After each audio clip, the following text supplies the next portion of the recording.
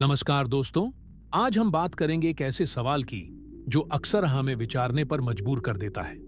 यह सवाल जुड़ा है आत्मा, पुनर्जन्म और गीता के संदेश से। एक विचारक ने भगवत गीता की दो प्रमुख बातों को जोड़ते हुए सवाल उठाया है। उन्होंने कहा कि गीता में बताया गया है कि आत्मा शरीर बदलती है, एक शरीर से दूसरे शरीर में जाती है। लेकिन फिर एक प्रश्न खड़ा होता है, पिछले 200 सालों में मानव की जनसंख्या लगभग 1 बिलियन से बढ़कर 8 मिलियन के करीब हो गई है। अगर जनसंख्या इतनी तेजी से बढ़ी है तो इन नए शरीरों में आत्माएं कहां से आ रही हैं? गीता तो कहती है कि आत्मा का ना कोई जन्म होता है और ना मृत्यु। तो आखिर यह आत्माएं कहां से आ रही हैं? अब यहां पर सवाल सिर्फ आत्मा और शरीर के बीच का नहीं है, बल्कि यह भी है कि हम गीता को कैसे समझते हैं। जिस श्लोक बार बार हवाला दिया जाता है उसमें आत्मा शब्द नहीं बल्कि देह ही कहा गया है, जिसका अर्थ जीवात्मा यानी वह जीवन धारण है, आत्मा नहीं। लेकिन हमने गीता की शिक्षा का उल्टा समझ लिया है, ट्रांस माइग्रेशन ऑफ सोल, यानी आत्मा का एक शरीर से दूसरे शरीर में जाना। यह बात गीता में कहीं लिखी नहीं है। अब आते हैं इस बात पर कि इंसानों की संख्या इतनी तेजी से कैसे बढ़ी।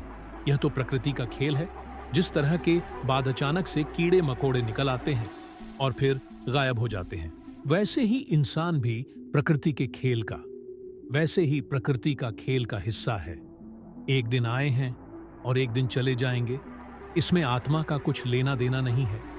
गीता हमें आत्मा के विषय में एक गहरा संदेश देती है, लेकिन हम इस बात को समझने में चूक गए हैं कि आत्मा किसी शरीर में प्रवेश नहीं करती और ना ही उसे छोड़ती है।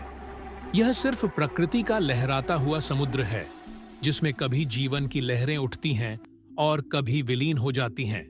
तो फिर सवाल आता है कि हम अच्छे कर्म क्यों करें जब अगला जन्म होने ही नहीं वाला। अच्छा कर्म इसीलिए नहीं कि अगले जन्म में कोई फल मिलेगा, बल्कि इसीलिए कि अच्छा काम करने से हमें इस जीवन में शांति और संतोष मिलता है। यही निष्काम कर्म है। बिना किसी फल की आशा के कर्म करना। बहुत से लोग मानते हैं कि मरने के बाद आत्माएं किसी पेड़ पर या किसी जगह पर भटकती हैं।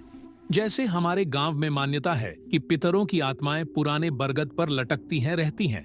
लेकिन सच्चाई यह है कि यह सब हमारे मन की कल्पनाएं हैं।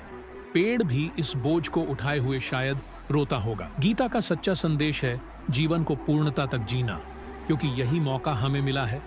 अगर किसी की हत्या होती है तो पाप उस पर नहीं बल्कि उस पर होता है जिसने मारा, क्योंकि हत्या का अपराध हमें हमारे आनंद से, हमारे सत्य से दूर कर देता है।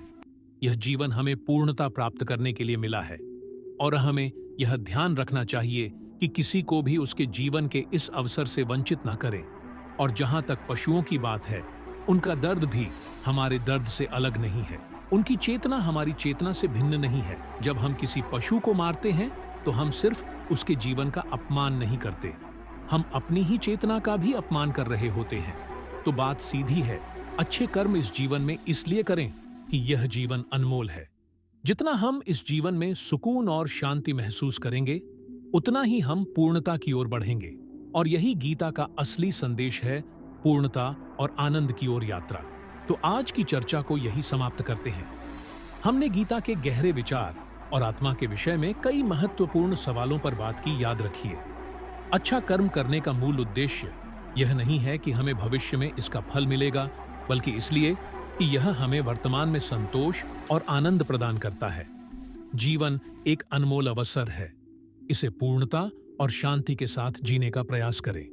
आशा है कि आज की चर्चा ने आपको सोचने पर मजबूर किया होगा और गीता के संदेश को नए दृष्टिकोण से समझने में मदद की होगी। अगर आपको यह वीडियो पसंद आया हो तो इसे लाइक करें, शेयर करें और चैनल को सब्सक्राइब करना ना भूलें, ताकि ऐसे ही और भी विचारों से जुड़े वीडियो आप तक पहुंचते रहे। धन्यवाद और मिलते हैं अगली बार एक नई चर्चा के साथ।